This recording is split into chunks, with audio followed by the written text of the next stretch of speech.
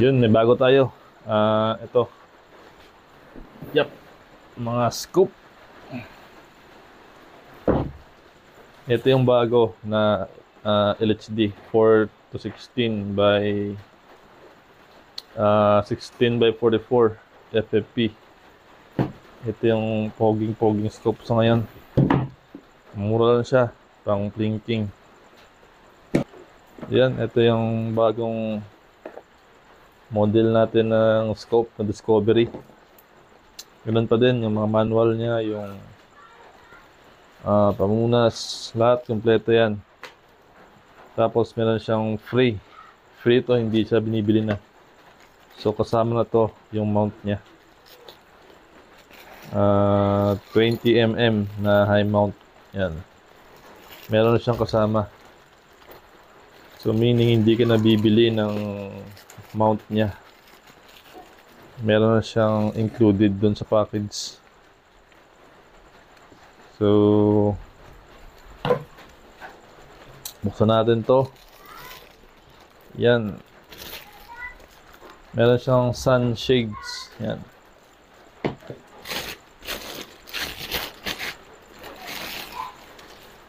Ito yung scope mismo.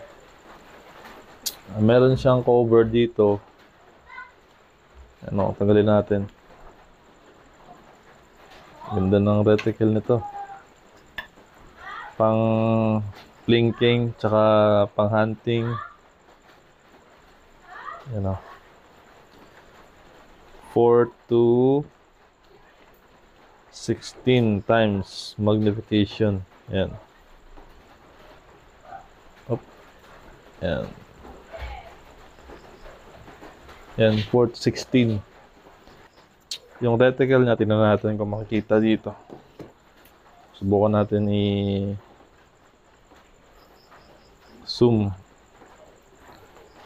Kung kita ba dito.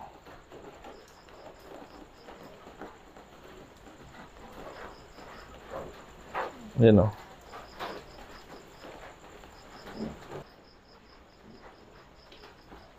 Yan.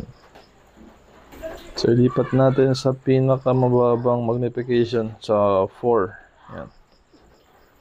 Tingnan natin yung loob niya. Yan. Pang hunting talaga. Purpose nito.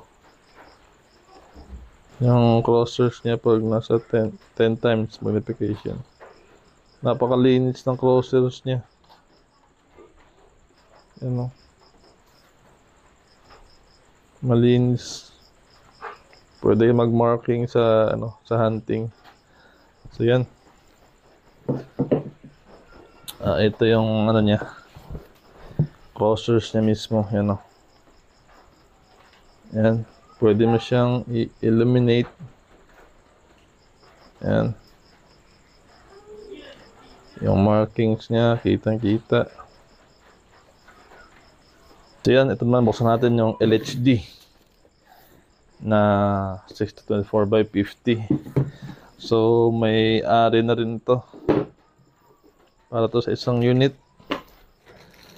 So kakabit natin din to sa kanya. So, meron siyang sunshades. Yan, ganun pa rin, may mga manual siya dito sa loob. Cleaning cloth, yung specs niya, yung manual. Yan, kompleto yan. Medyo mataas lang to ng konti sa dun sa isa. Ito sa isa. Ito is zero stop to. Yan. Naka zero stop yan. Yan. Yan o, ganda ng clicks.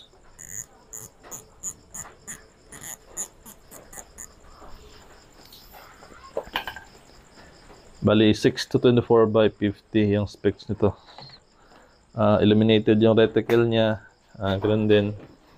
Umiilaw. Tapos tignan natin to. Zoom natin to kung kaya to makita. Ayan. Yan yung reticle niya. Napakanipis. May small dot yan sa gitna. Pwede siya pang VR. Pwede lalong-lalo sa hunting. Sa long range, isa rin to sa pinakamagandang scope na maganda. Panlaro. Pwede rin to sa panlaro na scope. Meron yung sunshades. Isa sa pinakamagandang scope na alam ko talagang tested. So ito is EDPRS na Gen 2. Yan, maliit lang siya kasi yung Gen 1 nito is malaki.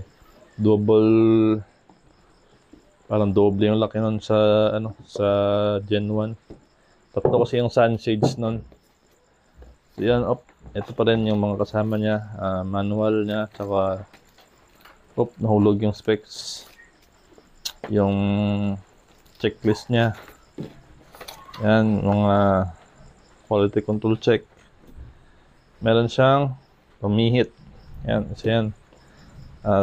Ito sa knob dun sa magnification. So, dyan na yan. Bubble level, ganoon pa rin. Standard sa EDPRS. Meron siyang free na 34mm na high mounts. So, pag hindi ito kasama, yung price ito sa seller, nasa 1.2 din to. So yun, meron siyang kasamang flip cover na sa likod. Tapos, may mga allen siya dito. Yan. May panlinis din siya. Yan. Yan. Dust cleaner. Yan. So, ito yung EDPRS. May itong napakagandang scope na EDPRS. Isa sa pinakamaganda talagang reliable na scope. Japan Glass ED. Top of the line ni Discovery. So, EDPRS Gen 2. You know. 5 to 25 by 56 FFP. So, napakagandang storage nito. Talagang wala ka masasabi. Yan. Yung magnification niya is 5 to 25. Yan. Yan. Napakagandang glass. Solid na solid. Tingnan natin kung makikita ba. Yan yung reticle niya. Yun o. Sobrang linaw ng niya.